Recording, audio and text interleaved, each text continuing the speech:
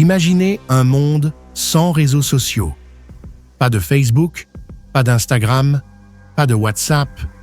Un monde où les photos de vacances se partageaient uniquement par courrier ou email, où les amis d'enfance disparaissaient de nos vies sans possibilité de les retrouver, et où les grandes communautés n'existaient qu'en vrai, jamais derrière un écran.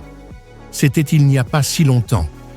Et pourtant, aujourd'hui, en 2025, plus de la moitié de l'humanité est connectée chaque jour à au moins une plateforme créée ou possédée par Mark Zuckerberg. Facebook, Messenger, Instagram, WhatsApp et désormais le métavers sous l'égide de Meta. Ce qui a commencé comme une petite idée dans une chambre d'université est devenu l'un des plus grands empires numériques de l'histoire. Mais derrière cet empire, il y a un homme, un jeune prodige, souvent critiqué, parfois admiré, mais toujours obsédé par une vision, connecter le monde. Comment cette aventure a-t-elle commencé? Comment Facebook est-il devenu Meta? Quelle est la fortune actuelle de son fondateur? Et surtout, quel avenir attend cette entreprise qui façonne nos vies numériques? Dans ce récit, nous allons plonger dans l'évolution complète de Facebook jusqu'à Meta, comprendre ses acquisitions stratégiques, suivre l'évolution de Mark Zuckerberg lui-même et entrevoir les projets titanesques qu'il imagine pour demain. Partie 1. Les débuts, un jeune passionné et une idée de génie. Mark Elliott Zuckerberg naît le 14 mai 1984 à White Plains, dans l'État de New York. Issu d'une famille de la classe moyenne, son père est dentiste, sa mère psychiatre. Très tôt, Mark montre une curiosité particulière pour l'informatique. À 12 ans, il crée déjà ZuckNet, un petit logiciel permettant à sa famille de communiquer entre la maison et le cabinet dentaire du père. Ses parents, conscients de son potentiel, l'encouragent et lui paient des cours de programmation. Mark devient un adolescent absorbé par le code, mais aussi par les idées. Il aime créer des systèmes qui mettent les gens en relation. En 2002, il entre à Harvard, où il étudie l'informatique et la psychologie. C'est là que les choses s'accélèrent. Toujours en quête d'expérience, Mark développe des projets. Course Match, pour choisir ses cours en fonction de ceux des amis, puis FaceMash, un site comparant les photos des étudiants de Harvard. FaceMash est rapidement fermé par l'administration, mais il attire l'attention. Mark vient de comprendre une chose essentielle. Les gens aiment se comparer, se montrer, se connecter, et cette idée va le suivre. En 2004, avec l'aide de ses colocataires Eduardo Saverin, Dustin Moskovitz, Chris Hughes et Andrew McCollum, il lance The Facebook, un trombinoscope numérique réservé aux étudiants de Harvard. L'engouement est immédiat. Les étudiants s'inscrivent en masse, puis les universités voisines demandent à en bénéficier. Très vite, l'idée dépasse le cadre de Harvard.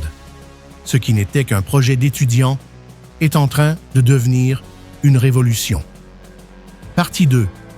L'ascension fulgurante de Facebook. L'année 2004 marque la naissance officielle de Facebook. Rapidement, le site s'ouvre aux universités américaines, puis internationales. L'attrait est universel. Tout le monde veut un profil. Tout le monde veut voir ce que font les autres. En 2005, Facebook s'ouvre aux lycéens. En 2006, il devient accessible à toute personne de plus de 13 ans avec une adresse e-mail. À partir de ce moment, Facebook cesse d'être un réseau universitaire. Il devient un réseau social mondial. Le succès est tel que les investisseurs affluent. Peter Thiel, cofondateur de PayPal, est le premier à croire au projet et investit $500 000. Bientôt, d'autres géants de la Silicon Valley suivent. Mais derrière l'expansion se cache une personnalité, Mark Zuckerberg. Souvent décrit comme introverti, obsédé par sa vision, il refuse de vendre Facebook malgré les offres astronomiques de Yahoo et Microsoft. là où d'autres auraient encaissé des milliards, Mark choisit de continuer. Pour lui, Facebook n'est pas un simple site, c'est une mission. Entre 2007 et 2012, Facebook devient un phénomène planétaire. La plateforme introduit le fil d'actualité en 2006, les pages en 2007, puis le bouton « J'aime » en 2009. Chaque innovation renforce l'engagement et transforme Facebook en un espace incontournable.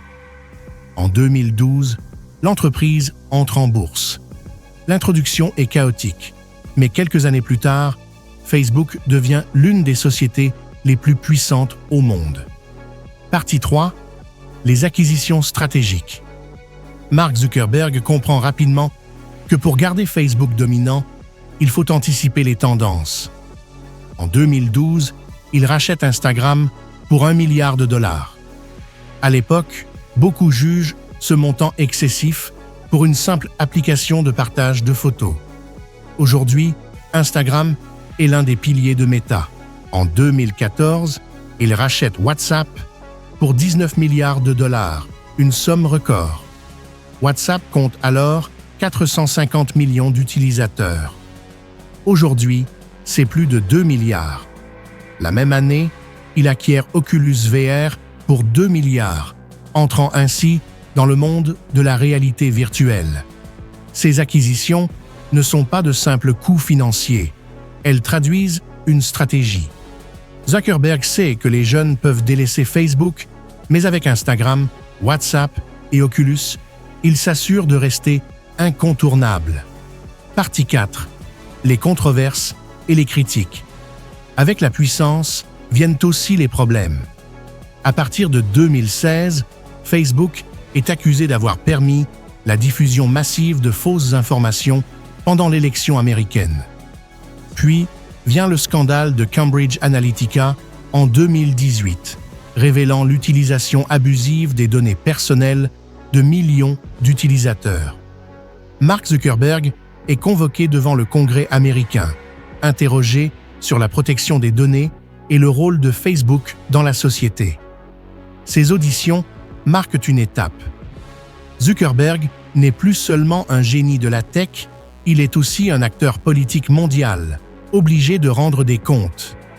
Malgré les critiques, Facebook continue de croître. Les utilisateurs ne partent pas. Le réseau est devenu trop ancré dans leur quotidien. Partie 5. La naissance de Meta. En 2021, Mark Zuckerberg annonce un changement historique. Facebook devient Meta. Pourquoi ce nom? Parce que Zuckerberg veut aller au-delà du réseau social. Il veut construire le métavers, un univers numérique immersif où travail, loisirs et relations sociales se mêleront en 3 dimensions.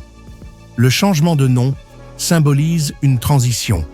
Facebook n'est plus seulement une application, c'est un groupe qui englobe Facebook, Instagram, WhatsApp, Messenger, Oculus et bien d'autres projets.